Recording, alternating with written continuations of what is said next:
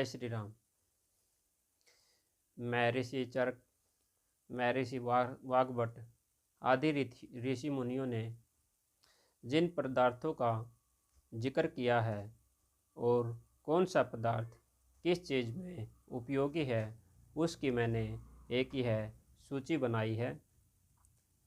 जिस सूची में से आपको बताएंगे और आप जान सकेंगे कि कौन सा पदार्थ किस चीज़ में, किस रोग में उपयोगी है, उससे आप अपने शरीर की चिकित्सा भी कर सकते हो, स्वयं चिकित्सा कर सकते हो और अपनी जानकारी का भी वर्धन कर सकते हो।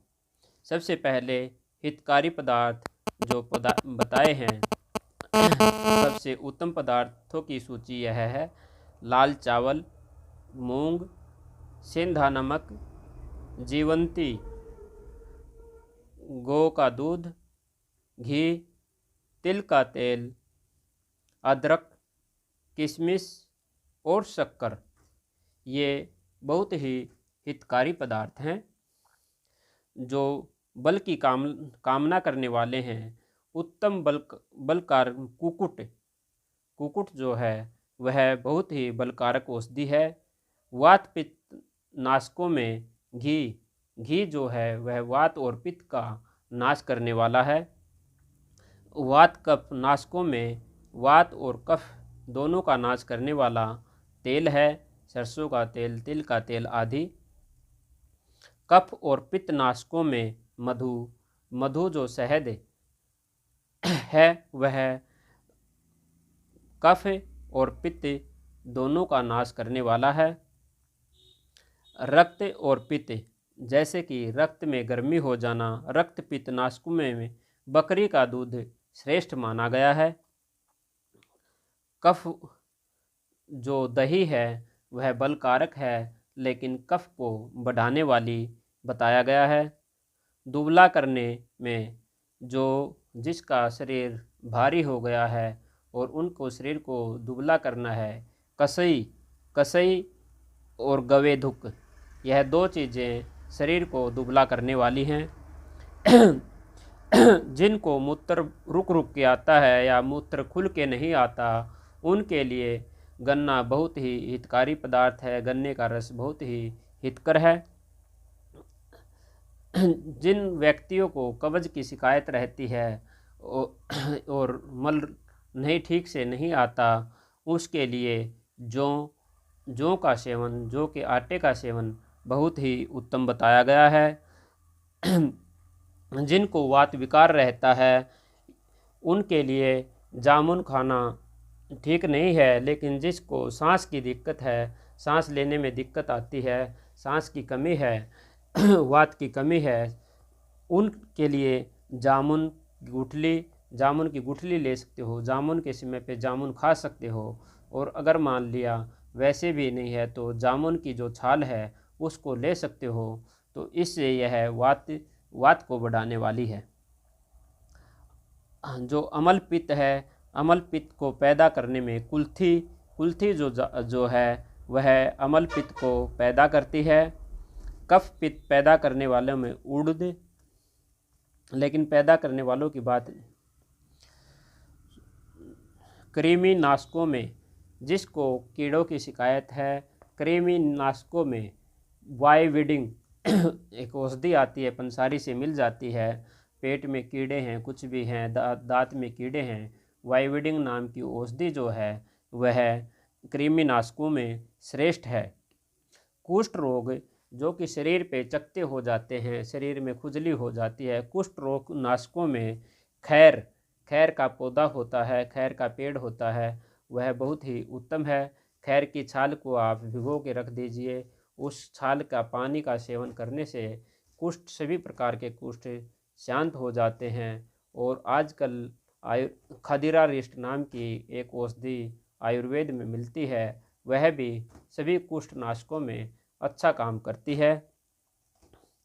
वात नाशकों में एरेंड की जो जड़ होती है उसका चूर्ण बहुत ही कम मात्रा में लिया जाता है। यह किसी आयुर्वेद की डॉक्टर की सलाह लेकर ही लेना चाहिए।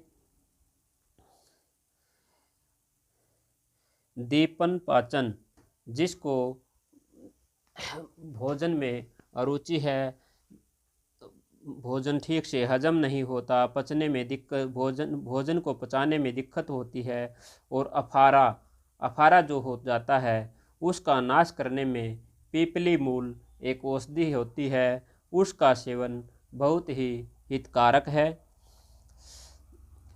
दीपन पाचन यानी कि भोजन को पचाना और ग्रहण करना, और गुदा की शोध, बवासीर और शूलनाशकों में जो दर्द होता है उनमें चित्रक मूल एक औषधि होती है जो पंसारी के पास मिल जाती है, बहुत ही उत्तम औषधि है। हिक्का, हिचकी आना, सवास, सांस के रोग, कास, पासरोसूल में पुष्कर मूल की जड़ें, पुष्कर मूल जो फल पौधा है वह बहुत ही उत्तम है। नेत्रबला एक औषधि है जो कि पीड़ा को कम करती है। दीपन, पाचन, वमन, अतिसार, बार बार जाने की समस्या है जो वह इसके लिए नेत्रबला औषधि बहुत ही गुणकारक है।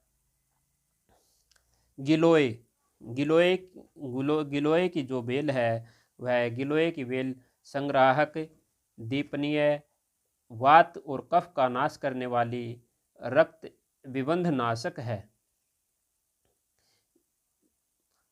अतीश अतीश सर्वदोष नाशक औषधि है। यह वात, पित्त और कफ तीनों पर कार्य करता है।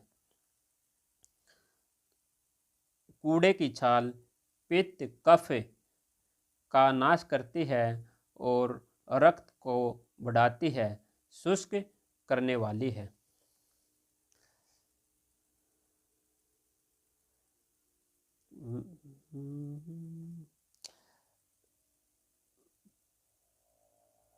विदारी कंद वृक्ष मोटा करने के लिए हितकारी पदार्थ है और सभी दोषों का सर्वदोष नाशक पदार्थ है।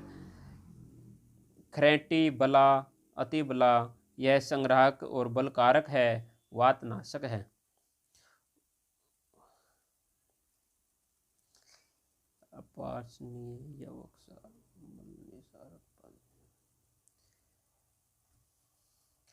तेल के गरारे, जो कि सरसों का तेल है, तेल के गरारे दांतों को बल देने वाले, रुचि, चमक और कांति को बढ़ाने वाले होते हैं और इससे मुंह में दुर्गंध भी नहीं होती।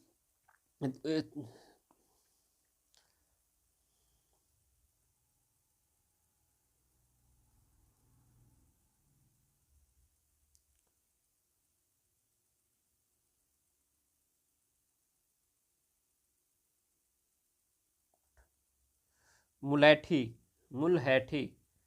आँखों के लिए हितकारक है, वृष्य है, केश्य है, कंठ को बल देने वाला है, रंग को साफ करने वाला है।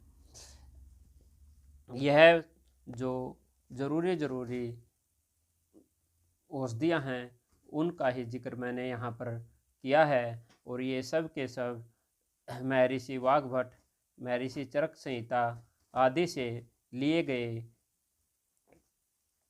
पदार्थों की सूची है, जिनका सेवन करके आप अपने अनुसार जिसकी प्रवृत्ति में जो हो उसका प्रयोग करके आप अपने शरीर को स्वस्थ रख सकते हैं।